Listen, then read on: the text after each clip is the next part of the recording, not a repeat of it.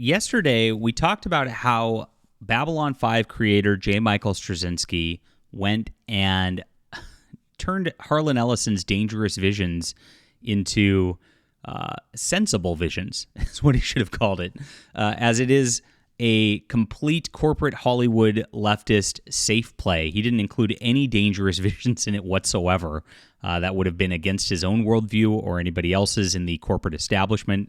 It's quite the opposite. It's not counterculture at this point. It's just sad. He went full identity politics with his choices, and this is par for the course of everything that's happened in recent years. The guy's been completely unhinged for a long, long time, though. Trump broke him, and now he's lashing out at fans, not over politics, but just in a nasty way where it just shows the entitled nature that these Hollywood types get. And it's really, really sad to see fans treated this way. This is something that we try to fight against because this kind of hubris is a bad thing. And gosh, as we get bigger here, I try to have a little bit of humility and try to be a little nicer to people, just because I've seen the way that this crop of elites act, and it's really, really sad. The people who are your fans are your customers. They're people who care about you, and you got to just treat them with a little bit more respect and a bit less craziness than he does. Now, I've had my run-ins with J. Michael Straczynski before. I was inspired by him quite a bit as a writer growing up, and Babylon 5 was definitely it for me. I'm trying to separate work from the artist. He's not a criminal or anything like that. He's just a bit of an a-hole online, and it's really, really sad to watch.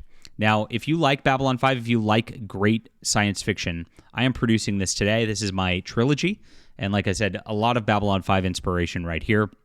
It's a spy thriller in space about a space Navy agent who goes on and goes to an alien ship to try to integrate and learn about their technology so that humans can have a shot in an intergalactic war. It's a lot of fun. It's called The Stars Entwined for the first book, and it's a full trilogy. It really pays off by the end. I built it, in that classic Babylon 5 fashion where it really builds up and ramps up over the 3 books. So you'll enjoy this, absolutely. Grab it on Amazon. It's on ebook, print, and audio. All 3 books are done on audio, too, if you like it that way. It's a great weekend read. Thank you guys so much for all the support over the last couple months. We've been just selling like hotcakes, and I really appreciate you as a customer and happy to answer your questions, unlike J. Michael Straczynski, as you'll see in just a second. Thank you again. And do hit the like and subscribe button. We're talking about all things science fiction, important here as we're trying to change the culture for the better. And here's where this all started, as he's online, and he's one of those guys who's kind of terminally online, and I guess he just feels the need to be a reply guy to everybody, J. Michael Straczynski. So somebody asked, are there any documentaries about Harlan Ellison and his works? And Straczynski says, yes, there's one titled Dreams with Sharp Teeth. There's actually a couple of different ones, I think. But I have not heard of that one. I'm going to go watch that one probably today. Jeff Clark says, thanks for the answer. I could have done an internet search, but I prefer a personal experience. So he was very nice. He asked the question, and he said, I will be looking for this before. So he's talking about Last Dangerous Visions, which means he's going to be a customer of J. Michael Straczynski, right? And then he asks about a documentary. He gives a very polite response. And here's how Straczynski treats him. It's really freaking weird. I'm not worthy of carrying George Orwell's pencil box. But if he were online, I would find a better use of his time than asking, were any movies made based on 1984? Just because I wanted a personal experience of his reply. Here endeth the lesson. My God. I mean, that's just rude. Why would you act like that? It's just insane to treat somebody who's clearly treating you with respect and just being absolutely rude to them, saying, my time is so much more valuable than you peon who was just going to buy my book. Screw you. I mean, wow. Talk about hubris. Talk about entitlement. This is the type of attitude that's created the environment where we're at these days, that's created this sickness in our culture where it's so one-sided and it's so hateful all the time. It's just really, really sad. But it doesn't stop there. It gets even worse through this whole story as we learn just how just crazy J. Michael Straczynski is and how much he loathes his own fans.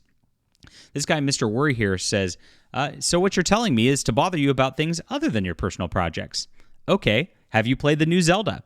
So, pretty cute joke, fun. This is what a online environment like Twitter's for. This is like healthy dialogue. Like, you're all hanging out, you're having fun, we're in the same spaces, we're talking about fantasy and science fiction. There's no reason to be a jerk in this scenario. But it gets way worse with Straczynski. I mean, you could just see his disdain for science fiction fans right here. And to preempt the questions, I've not played the new Zelda. No. And that's how you answer things, right? So you can see this right here. No, actually, that's not what was said. The point was personal project or no. If a question can easily be answered online, then there's no reason to post that question here because, like this, I have to stop writing, compose an answer, get back to the writing zone, and write. So you can see how mad he is because these guys are taking away his valuable time. These people who are his customers, his loyal friends and followers who actually like him, who are there to interact with him because they think he's awesome. And this is where it's at. And this is how he acts. Like, he's like, you are bothering me. I need to just be writing. Well, full stop, Mr. Straczynski. Just close the freaking Twitter tab. It's not that hard. If you want to get something done, being on Twitter and just constantly hitting refresh for your notifications is not a great way to get your writing done to begin with. You don't have to do that. You can literally close the tab. It's not that hard. But I guess it is for the people who are terminally online, and that's what we're dealing with the woke, because they get so agitated, so caught up in the current thing, that this is how they act, and this is how they hold disdain for not even just politics. I mean, obviously they disdain people for politics. Straczynski hates me because I questioned the theory of evolution back in 2012. I shit you not. It's not that he's that unhinged about Christians that it's crazy, and so. It's really sad. It's really sad, honestly. But this is how he treats his fans. So the guy says, I was just making a joke. I didn't deserve to be singled out like this. And no, he didn't deserve to be singled out like this. He did just make a joke. This is really sad to see Straczynski not just treat one fan who was asking about a documentary about Straczynski's friend who's publishing his work, but then single out a guy who's just playfully interacting online on a non-serious environment, which is Twitter. It's crazy. But he goes further. It was a joke that began with misstating my position and what I just posted, and then needed correcting because I don't like it when that happens. If you don't want to be singled out, don't come at me with deliberate twisting of my words. You see how angry he is?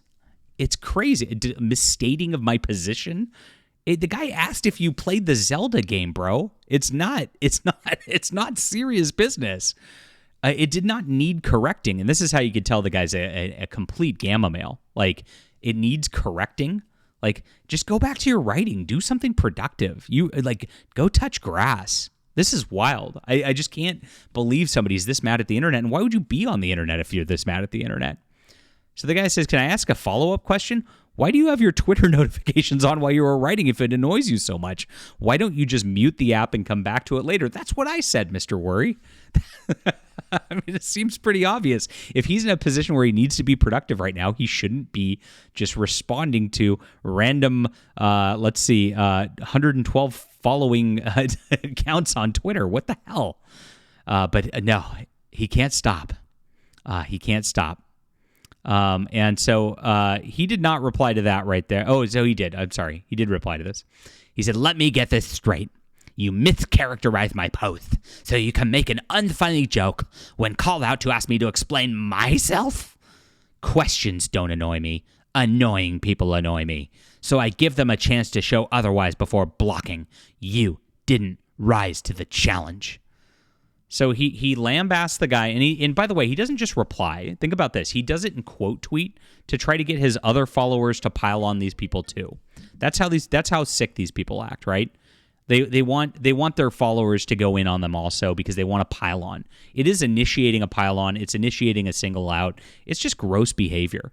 And these, again, are your customers. Just treat your customers with respect. If people read me, I want to answer their questions. If you're reading my books, I appreciate you. I'm glad you're here. I want to provide you customer service and a good experience, and I want you around my community because, gosh, you're taking the time to read my words. It's a blessing. It's something that is an honor. To be read.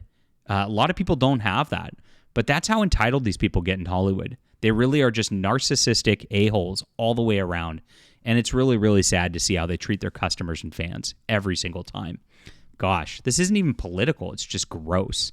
But this is why we need a revolution in science fiction. This is what we're doing, my friends. Please join our community here. Let's help change things. Let's build back better, all right? I would love for you to check out my book, The Stars Entwined, and my other books too. I just grabbed the wrong tab. This is on Amazon. Again, grab this whole trilogy. Like, have fun with this weekend. Tell me what you think. Shoot me an email. I love it. I also have a Discord server, and we have a lot of active people you can join. You can follow me on X. I'd love to interact with you. And follow me here and hit the like and subscribe button. This is the difference. And again, if you love Babylon 5, you're going to love this universe that I built. And I'm writing a new book in it right now. So it's going to continue. And I'm so excited about the book I'm writing right now, guys. It's so much fun. Thank you for being there. Like I said, it's a blessing. It's an honor. And I appreciate you guys as customers, as readers. And science fiction is something that we can all enjoy together. See you soon.